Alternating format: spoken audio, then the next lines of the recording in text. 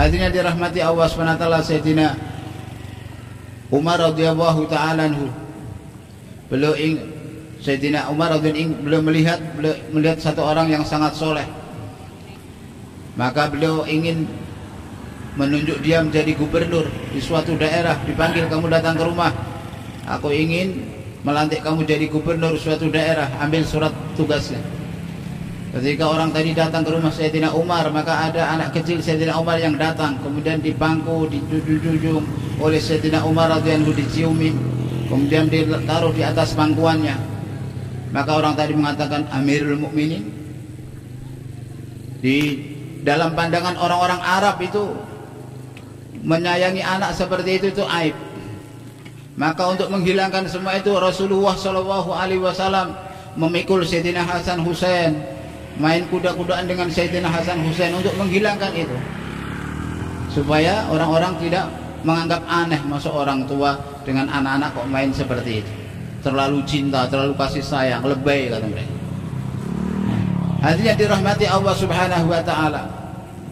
Maka orang tadi menegur Sayyidina Umar, Amirul Mukminin, kok kan Amirul Mukminin kok masa melakukan berlaku seperti ini kepada anak-anak, diciumi, kemudian dipangku, disayang-sayang.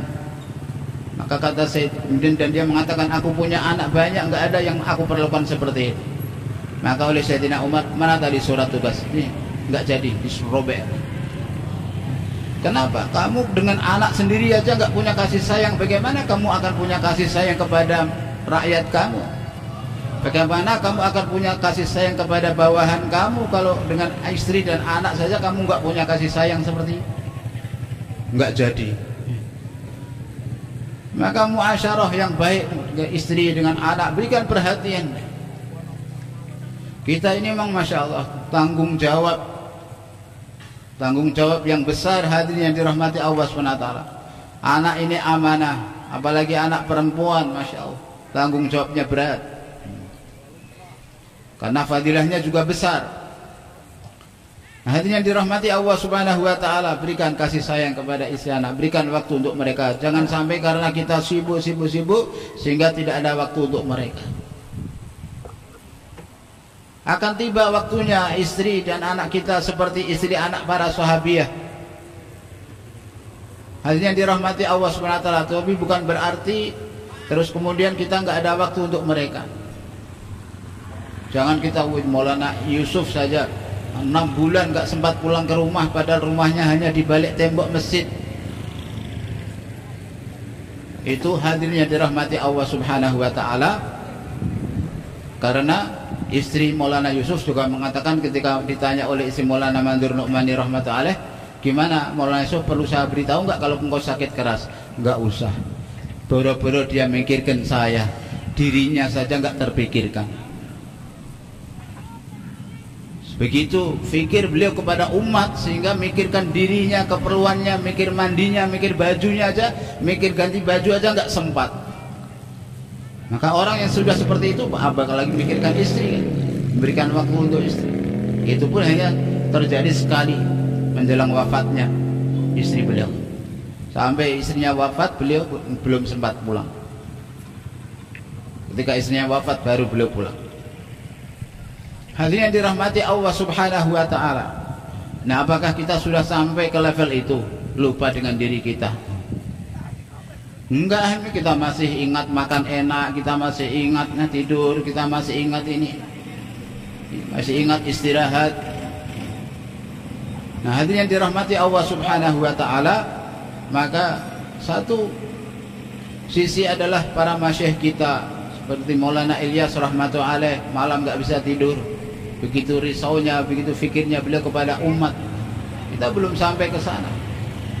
Kita tidur terus, di majlis pun kita tidur, taklim tidur. Ini Syekh Ilyas nggak bisa tidur. Waktu tidur pun nggak bisa tidur. Di dalam kamar dengan istri pun nggak bisa tidur. Bolak balik kiri kanan. Hadirin yang dirahmati Allah Subhanahu wa taala, memang kita harus ada niat untuk punya fikir risau seperti itu, tapi buktinya prakteknya kan kita belum. Maka ringkasnya tetap baginda Nabi SAW itu adalah teladan kita.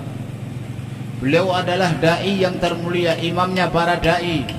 Tidak ada yang mengalahkan risaunya beliau kepada umat. Tapi toh beliau mengatakan, ma inni akhsyakum atqakum. Rasulullah mengatakan, sungguhnya aku ini adalah orang yang paling bertakwa di antara kalian. Wa akhsyakum, dan orang yang paling takut kepada Allah di antara kalian. Walakin anamu wa usolli, aku tidur dan aku salat juga. Wa atazawwaju, dan aku menikah juga. Asumu wa uftir, aku puasa dan kadang enggak puasa juga. Ketika Rasulullah dilapori ada 3 sahabat yang seumur hidup enggak akan tidur, seumur hidup enggak akan pernah berbuka, akan puasa terus dan tidak akan kawin. Untuk menyaingi amalan baginda Nabi Shallallahu Alaihi Wasallam, maka Rasulullah menjawab seperti itu. Aku ini orang yang paling takut kepada Allah di antara kalian. Akan tapi aku nikah juga, aku makan juga, aku berpuasa juga, sholat juga, tidur juga di malamnya. Hanya kita berikan hak kepada istri, kita berikan hak kepada mata, kita berikan hak kepada diri kita berikan haknya. Maksudnya dirahmati Allah Subhanahu Wa Taala. Maka kita berikan contoh muasyarah yang Rasulullah Shallallahu Alaihi Wasallam ajarkan kepada kita. Itu yang kita contoh. Bagaimana beliau menunaikan hak-hak istrinya, membahagiakan istrinya. Bagaimana muasyarah beliau kepada istri dan anaknya, cucu-cucu. Akrimu auladakum, kata Nabi, muliakanlah anak-anak kalian. Maka Rasulullah memuliakan putra-putrinya.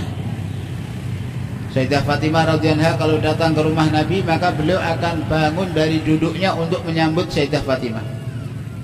Nah, kita belum pernah, anak kita datang ya dibiarin sana, masuk sendiri, anggap rumah sendiri sana, cari makan minum sendiri sana. Kalau anak kita sudah berkeluarga, sudah beda rumah dengan kita, kalau datang ke rumah kita paling begitu. Tapi Nabi Shallallahu Alaihi Wasallam berikan contoh. Beliau bangun berdiri menyambut putrinya yang datang seperti menyambut tamu yang agung, seperti menyambut raja yang datang.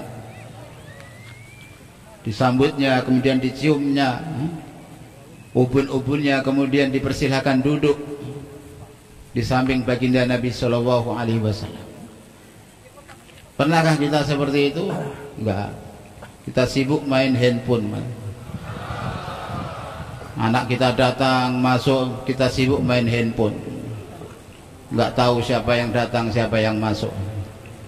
Satu keluarga, istri, suami, anak, satu kamar tapi seperti di alam yang berbeda-beda. Mikir masing-masing.